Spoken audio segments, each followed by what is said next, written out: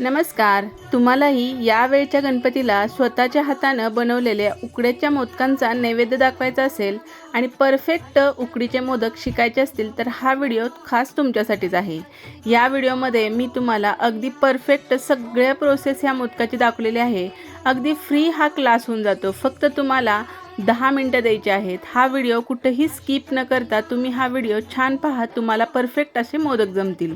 या व्हिडिओमध्ये मी तुम्हाला अगदी या मोदकांसाठी लागणारं पीठ कसं बनवायचं, त्यानंतरनं सारण परफेक्ट गोडीचं आणि रसरशीत कसं बनवायचं, उकड कशी काढायची, उकड अगदी मऊ लुसलुशीत राहण्यासाठी कोणती काळजी घ्यायची, त्यानंतरनं ही जी उकड आहे ती परफेक्ट कशी बनवायची, हे सर्व ह्या एकाच व्हिडिओमध्ये मी दाखवलेलं आहे. त्यामुळे व्हिडिओ पहा, तुम्हाला परफेक्ट असे उकडीचे मोदक जमणारच.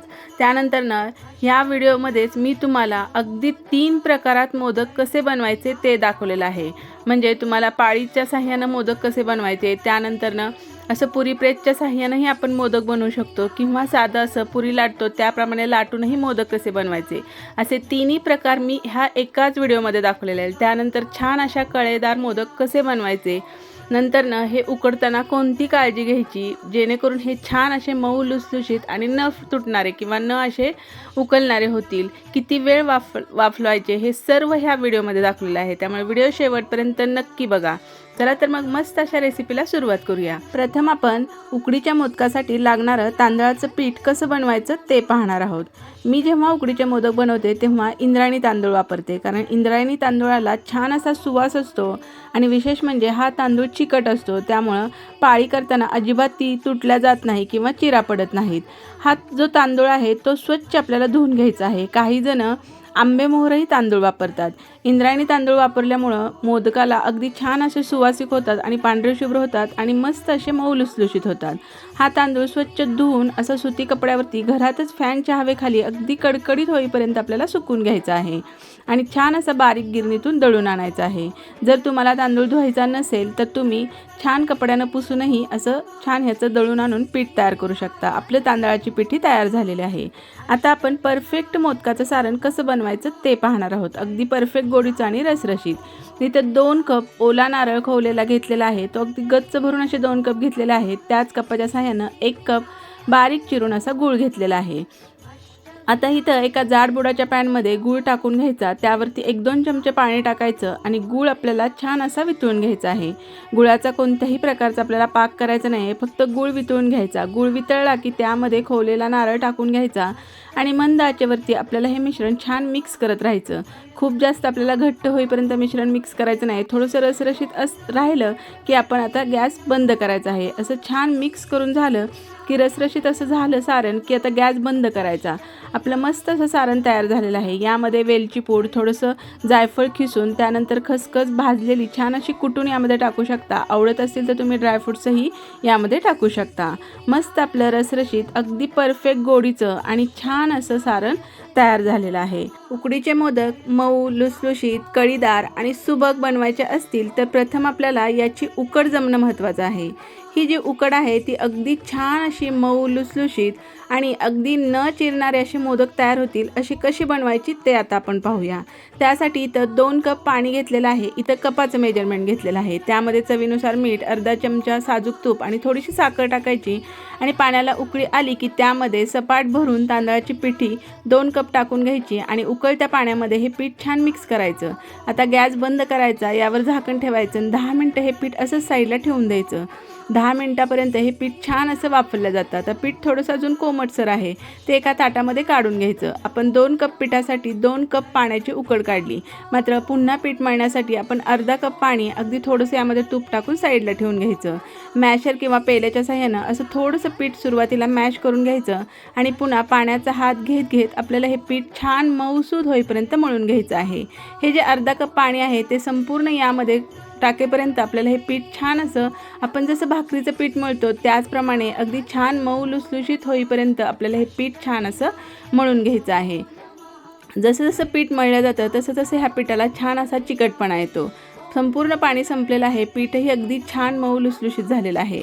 आता यावर थोडंसं साजूक तूप टाकायचं आणि हे तूप छान पिठाला चोळून घ्यायचं, म्हणजे पीठ अजिबात हाताला चिटकलं जात नाही. अगदी छान मऊ लुसलुशीत आपली उकड तयार झालेली आहे. आता उकड परफेक्ट झाली हे कसं ओळखायचं तर याची गोळी केली तर ती अजिबात चिरल्या जात नाही. आणि दुसरी एक ट्रिक म्हणजे असं थोडंसं पीठ खेचून बघायचं. असं पीठ ताणलं जातं, अजिबात पटकन तुटत नाही. असं खेचल्यासारखं होतं तेव्हा समजायचं आपली उकड अगदी छान आणि परफेक्ट झालेली आहे. अजिबात हे मोदक फुटतही नाहीत आणि अजिबात हे तुटतही नाहीत. अगदी छान हे मऊ लुसलुशीत मोदक होतात. आता आपण मोदक तयार करूया. त्यासाठी इतर सुकी पिठी घेतलेली आहे. आपण जे सारण बनवलं त्याचे छोटे छोटे असे गोळे करून घ्यायचे, म्हणजे मोदक करताना अजिबात गडबड होत नाही किंवा हातही खूप असा खराब होत नाही. त्यानंतर थोडंसं तूप घेतलं आणि आपण जी उकड केलेली आहे, उकडीचं जे पीठ आहे ते असं ओल्या कपड्यामध्ये म्हणजे कपडा पिळून यावरती झाकून ठेवायचा, म्हणजे पीठ अगदी छान मऊ लुसलुशीत राहतं. आता गोळी करायची. गोळी करताना थोडंसं तूप हातावर लावायचं. आता सुरुवातीला मी पाळीचे मोदक कसे बनवायचे ते दाखवणार आहे. आता इथं तुपाचाही वापर करू शकता किंवा सुकं पीठही तुम्ही वापरू शकता. जे तुम्हाला कम्फर्टेबल वाटेल त्याप्रमाणे तुम्ही ही पाळी बनवू शकता. आपली जी 3 बोटं आहेत त्या 3 बोटाच्या साह्यानं कोरड्या पिठामध्ये 3 बोटं बुडवून अशा पद्धतीने आपल्याला जितक्या जमतील तितक्या अशा कळ्या पाडून घ्यायच्या. आता कळ्या पाडण्यासाठी थोडीशी प्रॅक्टिसची गरज आहे. मात्र जेव्हा उकड छान होते तेव्हा कळ्या कमी जास्त होईनात का, पण अगदी मोदक छान असा परफेक्ट होतो. अशा पद्धतीने एक्स्ट्राचं जे पीठ आहे तेही वरचं असं काढून घ्यायचं आणि थोडंसं असं हातावरती मोदक थोडासा फिरून घ्यायचा, म्हणजे छान असा बसका मोदक होतो. खूप जास्त असा उबट किंवा असा म्हणजे ठेवायला आला पाहिजे असा मोदक आपला तयार झालेला आहे. आता दुसरी पद्धत म्हणजे पुरी प्रेस. पुरी प्रेसच्या साह्यानंही मोदक बनवले जातात.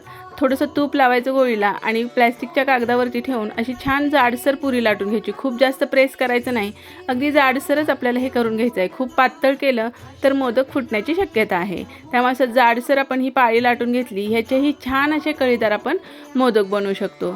तुम्हाला ज्या पद्धतीने करता येतील त्या पद्धतीने तुम्ही मोदक बनवू शकता. इथं मी 3ही प्रकार दाखवलेले आहेत. पुन्हा तसंच आपण 3 बोटाच्या साह्यानं याच्या कळ्या पाडून घ्यायच्या. आता मलाही इतक्या कळ्या जमत नाही आहे, मात्र तुम्हालाही यापेक्षा जास्त किंवा कमी कळ्या पडू शकतात. कमी जास्त कळ्या झाल्या तरी हरकत नाही, मात्र मोदक जमायला हवा त्यासाठी थोडीशी प्रॅक्टिस करावी लागेल, तरच आपले मोदक छान असे परफेक्ट कळीदार होतात. एक्स्ट्राचं पीठ थोडंसं वरचं काढून घ्यायचं, नाहीतर खाताना वरच्या बाजूला जास्त असं पीठ कच्चरसर लागू शकतं. मस्त आपला दुसरा मोदकही तयार झालेला आहे. आता तिसरी पद्धत म्हणजे जी गोळी आहे ती कोरड्या पिठामध्ये बुडवून घ्यायची आणि जाडसर आपल्याला हलक्या हाताने पुरी लाटून घ्यायची. खूप जास्त प्रेस करायचं नाही, कारण खूप जास्त मऊ लुसलुशीत हे पीठ आहे. त्यामुळे हलक्या हाताने आपण ह्याची जाडसर पुरी लाटून घ्यायची आणि ह्याच्याही अशा छान अशा कळ्या पाडून घ्यायच्या. आता मला कम्फर्टेबल कोरड्या पिठामुळं कळ्या करायला सोपं वाटतं. तुम्हाला जर तुपाचा हात घेऊन वाटत असेल, काही जण पाण्याच्या हातानेही कळ्या करतात. जे तुम्हाला कम्फर्टेबल किंवा जे जमेल त्या पद्धतीने तुम्ही याच्या कळ्या पाडू शकता. मस्त आपले छान 3ही प्रकारचे मोदक मी दाखवलेले आहेत. अगदी छान हे झालेले आहेत. तुम्ही कोणत्याही प्रकारे करू शकता. तुम्हालाही ते नक्कीच जमतील. फक्त थोडीशी प्रॅक्टिस करा आणि करण्याची आस ठेवा, किंवा तुम्हाला करायचंच आहे असं ठरवलं तर हे मोदक अगदी मन लावून आणि जर चांगल्या प्रतीने केले तर तुम्हालाही नक्की हे मोदक जमू शकतील. आता हे उकडण्याची एक वेगळी पद्धत आहे. म्हणजे मोदक तयार करून उपयोग नाही, तर उकडतानाही कोणती काळजी घ्यायची किंवा वाफलवताना कोणती काळजी घ्यायची हेही महत्त्वाचं आहे. इथं एका वाटीमध्ये पाणी घ्यायचं. आपण ह्या मोदकांसाठी थोडंसं पीठ वगैरे वापरलं आहे, त्यामुळे याला थोडंसं कोरडं पीठ लागलेलं आहे. आता हे वापरण्यासाठी ज्या चाळणीमध्ये ठेवायचं त्यामध्ये मी केळीचं पान ठेवलं आहे. केळीचं पान नसेल तर थोडंसं तूप लावून घ्या खाली. आता प्रत्येक मोदक ह्या पाण्यामध्ये बुडवायचा आणि हा असा आपल्याला वाफवण्यासाठी ठेवायचा आहे. यामुळं काय होतं तर मोदकाला छान अशी चकाकी पण येते आणि मोदक अजिबात फुटला जात नाही. यावरचं जे कोरडं पीठ वगैरे असतं तेही निघून जातं. मोदक अजून सुबक आणि सुंदर दिसायचं असेल तर त्यावरती एक केशराची काडी ठेवायची. म्हणजे मोदक वाफलताना ह्या वाफेमुळं ह्या केशराच्या काडीचं जे पाणी आहे ते केशरी रंग थोडासा त्या मोदकावर उतरतो आणि मोदक दिसायला अजूनच सुबक दिसतो. अगदी फक्त 10 ते 12 मिनटं आपल्याला हे मोदक वाफलून घ्यायचे. खूप जास्त वाफलू नका. फक्त 12 ते 15 मिनटं किंवा 10 मिनटं जरी वाफवले हाय फ्लेमवर तरी मोदक आपले मस्त रसरशीत तयार होतात. वरून साजूक तूप लावायचं. मस्त रसरशीत मोदक तयार झालेले आहेत. कसे वाटले नक्की सांगा. व्हिडिओ आवडला असेल तर लाईक करा, शेअर करा, चॅनलला सबस्क्राईब करा. पुन्हा भेटूया अशा छान मस्त आणि टेस्टी रेसिपीसोबत. तोपर्यंत मस्त खा, आनंदी राहा. व्हिडिओ पाहिल्याबद्दल तुमचे खूप खूप धन्यवाद.